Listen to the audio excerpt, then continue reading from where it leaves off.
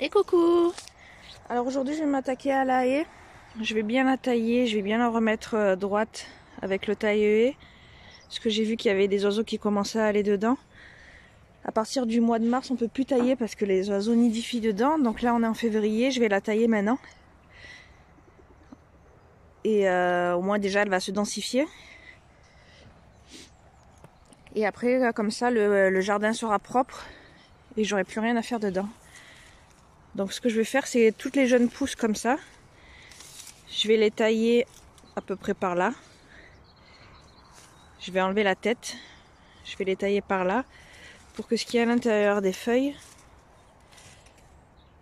ça c'est une future branche, le petit point là. Ça c'est une branche qui va partir au printemps.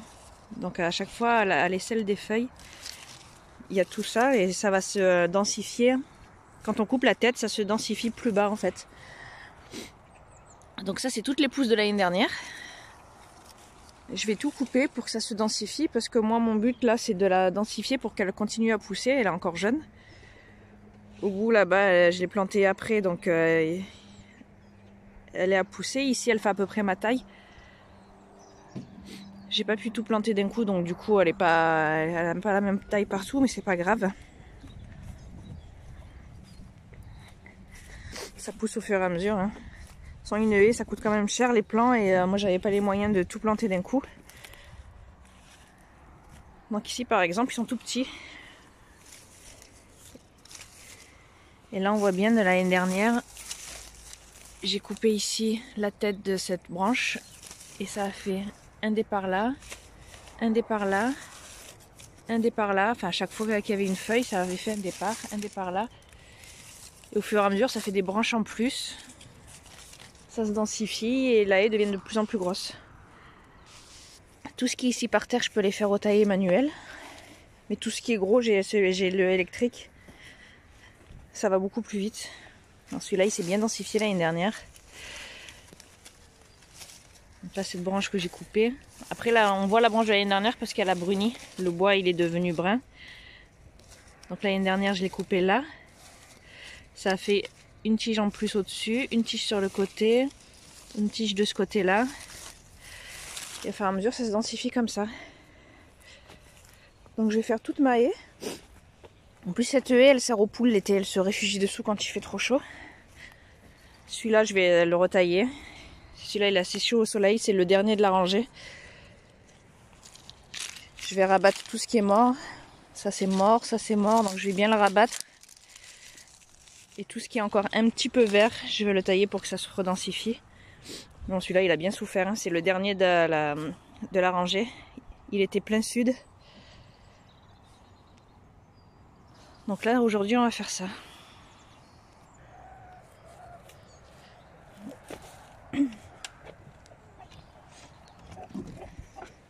Allez venez.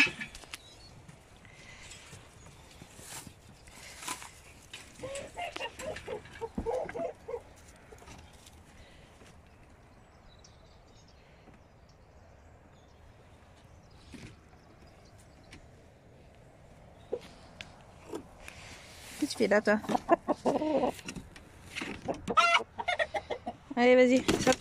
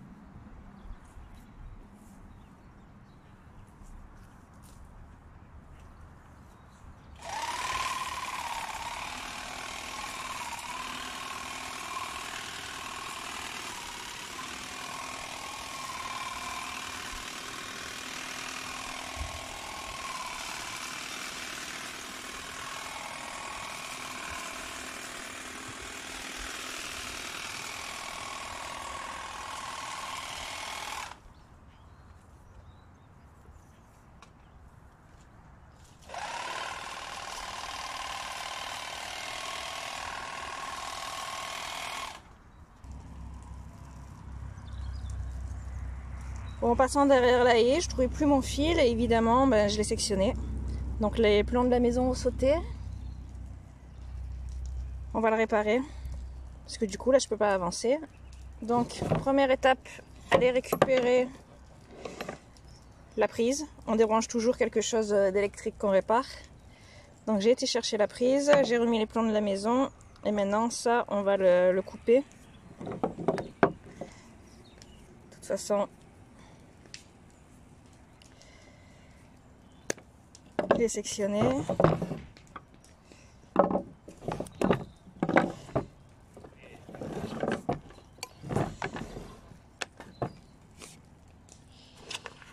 Et on va ouvrir la rallonge.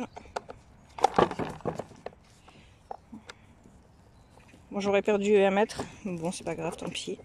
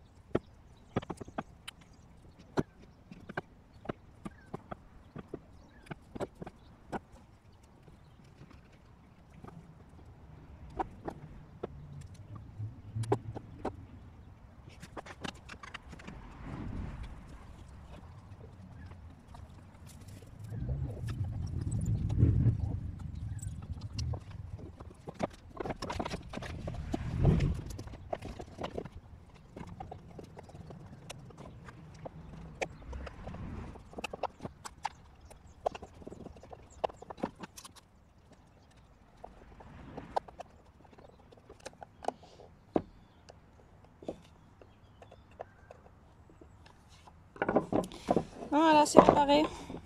Donc à la fin, on renclenche le fusible. Je vais aller brancher la prise et on va voir si ça fonctionne.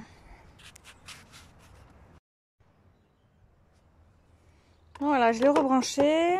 Et donc maintenant, on teste. C'est bon, ça fonctionne. Je peux aller continuer ma haie. On dépasse un peu les 10 degrés, 10-12 degrés. Donc ce que je vais faire au jardin, c'est de passer tout le bois qui est en train de grisailler au saturateur. Alors le saturateur, c'est pas comme la lasure, ça imprègne le bois, ça le nourrit et quand il n'y en a plus, en fait, le bois redevient gris et c'est là où on voit qu'il faut en remettre. Donc moi je préfère ça à la lasure, parce que la lasure, après il faut poncer, alors que ça pas du tout. Alors comme couleur, moi j'ai pris teck, mais il y a du transparent, du bois clair, bois moyen, bois foncé, enfin on prend ce qu'on veut comme couleur de bois. Et celui-ci, il n'y a que 15 minutes entre deux couches, donc je vais faire une couche. Je vais faire au pinceau et 15 minutes après je refais une deuxième couche par au-dessus, après ça assèche et c'est fini. Donc je vais faire petit à petit, là je vais faire le poulailler qu'il y a derrière. Je vais faire le poulailler, ensuite je passerai au potager. J'ai les 2 bacs aussi à faire et ma table et mes chaises en bois de terrasse. Donc normalement avec mon pot de 5 litres je vais tout faire. Donc c'est parti. Je vais vous le montrer sur cette petite partie, je vais pas tout vous montrer. Là j'ai bien mélangé avec un bâton. Il faut bien mélanger pour faire remonter le fond. J'ai fermé l'enclos parce que les poules vont venir sûrement et ils vont essayer de boire dedans. Donc je me suis enfermée à l'intérieur de l'enclos et là maintenant je vais faire la première partie. Donc c'est très liquide. Hein. C'est très liquide, on fait attention à ne pas s'en mettre partout. Et il faut bien imbiber. Donc on passe bien à l'intérieur des rainures.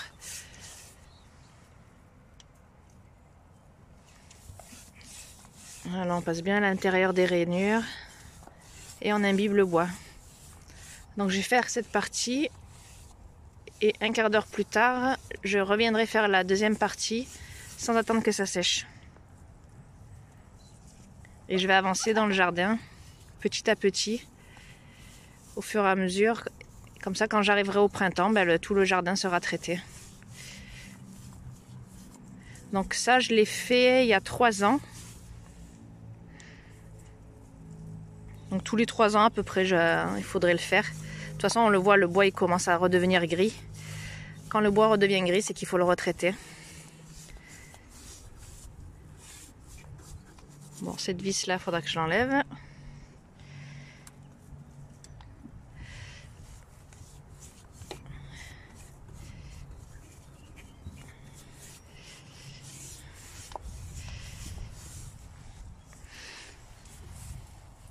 On commence à voir que ça teinte, donc je vais faire la première couche et je vous reprendrai plus tard. Ça y est, là ça fait un quart d'heure, donc ça commence déjà à prendre la couleur du teck. Et là maintenant je vais passer la deuxième couche. Ça y est, il est fini.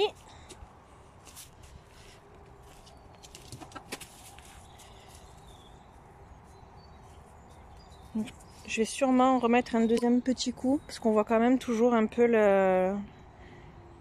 l'eau qui a noirci le bois. Mais je vais attendre un peu que ça soit bien absorbé. Ici aussi j'ai vu que c'était bien noir. C'est là où il y a de l'eau en fait. Et côté nord. Donc je vais attendre que ça soit bien absorbé et je remettrai un coup. Du coup j'ai fait aussi les barres d'en bas. Alors les barres moi je les mets à cause des sangliers pour pas qu'ils me défoncent le grillage.